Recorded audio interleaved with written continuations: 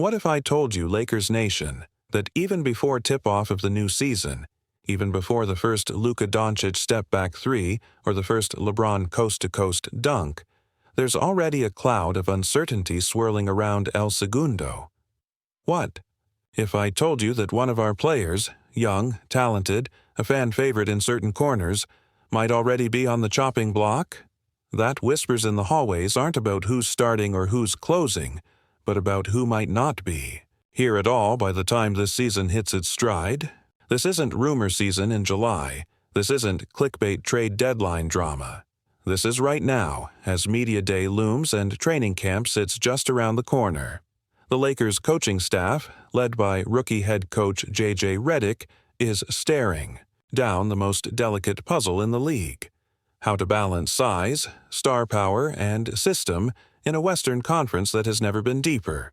And as Redick studies his rotations, one player's name keeps coming up, not because of what he lacks, but because of what the Lakers may not have space for. Let's set the scene. The Lakers' projected core: Luka Doncic, LeBron James, Austin, Reeves, Rui Hachimura, DeAndre Ayton, with Marcus Smart crashing the party for a defensive boost.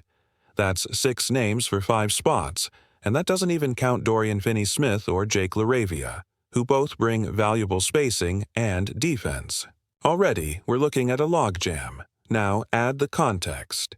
Last year, a certain 7-footer played 22 minutes a night, blocking nearly 2 shots per game, grabbing boards at a top 20 rate in the league. His rim protection was elite, his pick-and-roll coverage improving, and at just 22 years old, he was supposed to be the kind of player you invest in, develop, and mold for the future. He's efficient at the rim, crashes the glass, and brings that hustle energy Lakers fans always crave. On paper, he's exactly what every team claims to want: length, defense, and upside. So, why are we even talking about him possibly leaving? Because the NBA isn't played on paper. It's played on the hardwood, where fit, chemistry, and timing often matter more than raw numbers. And in the new Lakers era, the Luka era, the system leans toward small ball flexibility, switch-heavy defense, and perimeter shooting. That means traditional rim protectors, even talented ones, risk being marginalized, especially when the team just brought in a former number 1 overall pick to be the starting center, eating up 30-plus minutes a night. That's where the whispers begin. The player we're talking about is Walker Kessler. Yes, Walker Kessler, the 7-footer who is supposed to be a defensive anchor, the young big man fans thought might grow into a modern-day Tyson Chandler, the guy who blocked nearly 200 shots, in a season back in Utah before landing in Los Angeles.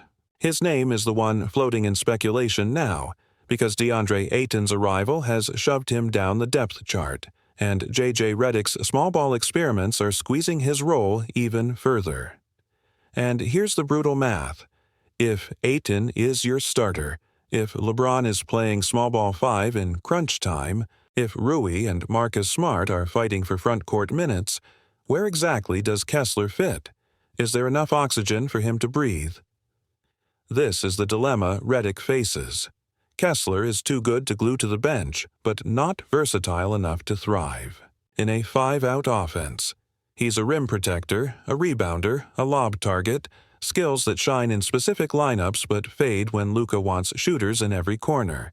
And that's why speculation is bubbling that the Lakers might explore options. Options that could mean fewer minutes, a reduced role, or even, yes, a potential trade. Fans are already uneasy. On social media, the divide is clear. Some argue that Kessler's defense is exactly what the Lakers need to survive in the West. Who else is going to bang with Jokic? Who else is going to wall up against Embiid if we see him in the finals? Others fire back. This is Luka's team now. We need shooting, spacing, speed. Kessler can't give us that. It's him. Voo, isn't it? Remember Alex Caruso. Let go in the name of flexibility. Remember Kyle Kuzma and Kentavious Caldwell-Pope, sacrificed for Russell Westbrook. Remember Thomas Bryant, shipped out after begging for minutes behind Anthony Davis? Lakers history is full of young pieces we thought could be part of the future, only to see them vanish in the pursuit of stars and fit. Kessler, it seems, might be the next chapter. And here's what makes it sting. Kessler hasn't failed. He hasn't disappointed. If anything, he's done what was asked. Protect the rim, rebound, stay humble. But in today's NBA, especially, on a team with championship or bust expectations, sometimes doing your job isn't enough. Sometimes you get caught in the undertow of roster politics and stylistic choices. Sometimes you're simply the odd man out. Lakers Nation, the writing might already be on the wall. And as camp opens, the question isn't just how Kessler plays, it's whether he'll get the chance to play at all. Lakers Nation, before I dive back into this storm, smash that like button, subscribe if you haven't already, and drop your hottest take in the comments, because what I'm about to break down could reshape the way you see this roster. We're not talking about LeBron's twilight, Luka's superstardom, or even Ayton's redemption arc. No, this is about a quieter subplot that might just erupt into the biggest twist of the Lakers' season, the looming shadow over Walker Kessler's future in Los Angeles. Let's call it what it is, a roster squeeze. J.J. Redick inherited a team, with 3 timelines, LeBron's now, Luka's prime, and the development of the younger role players. History tells us it's nearly impossible to balance all 3. When the stakes are win now, development almost always gets sacrificed. And right now, the name being whispered as the sacrificial lamb is Kessler. Think about the numbers. At 22 years old, the guy averaged 8 points, 7 rebounds, and nearly 2 blocks per game last season. His advanced metrics, defensive field goal, percentage at the rim, screen assist stats, rebound positioning, ranked in the upper quartile for young centers. In Utah, he was considered a building block. In Los Angeles, he's already an afterthought. Why? Because fit has trumped future. Redick wants versatility. He wants to toggle between Ayton as the lob threat and small ball lineups where Luka orchestrates with shooters at every spot. That leaves Kessler in limbo. Not polished enough offensively to space the floor, not dominant enough defensively to demand 30 minutes regardless of scheme. And in this Lakers ecosystem, in between, players get phased out fast. Sound familiar? It should. Go back to 2016. Larry Nance Jr. was a fan-favorite energy big. Gone. Fast forward to 2021. Montrezl Harrell, reigning 6th Man of the Year, brought in with hype. Gone after 1 season. Even Dwight Howard, after anchoring a title defense in 2020, was tossed aside multiple times because the fit shifted.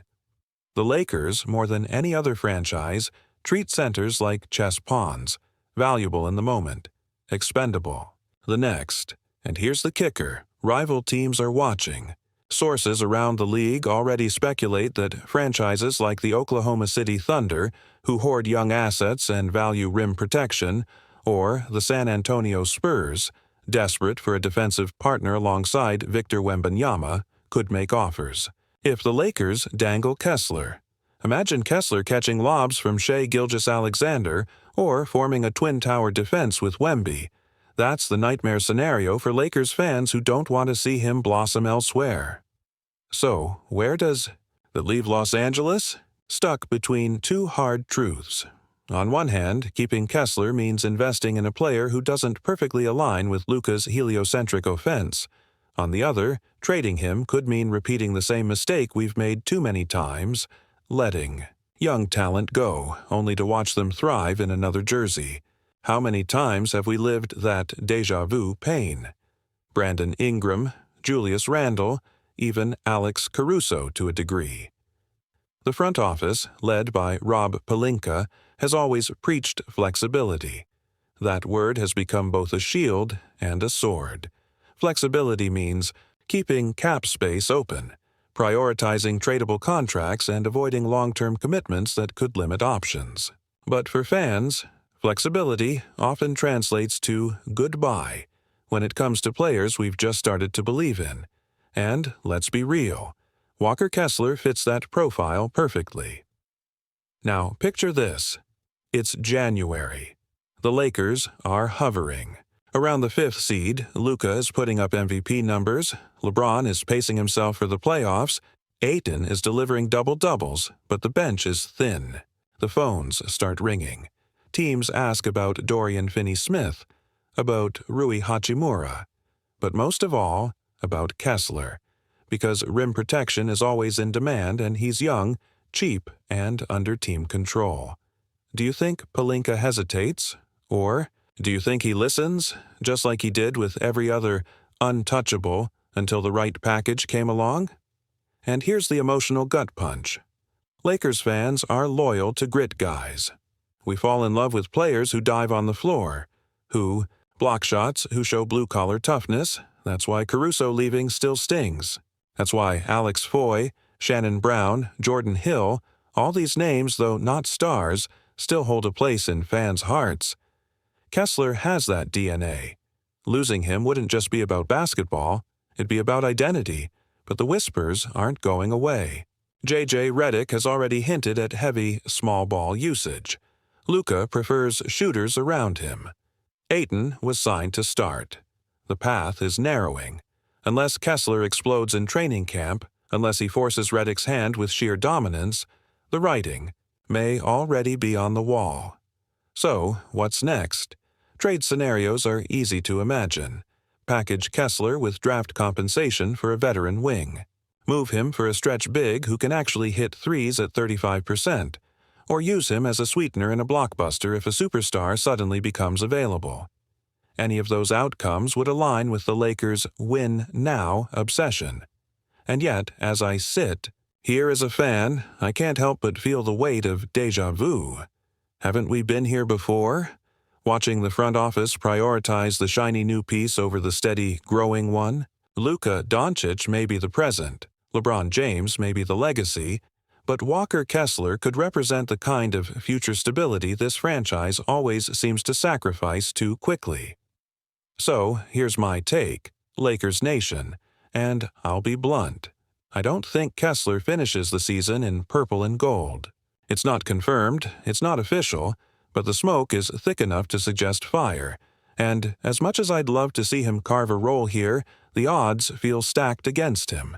That's my opinion, my speculation, my gut as a fan who's seen this story unfold too many times.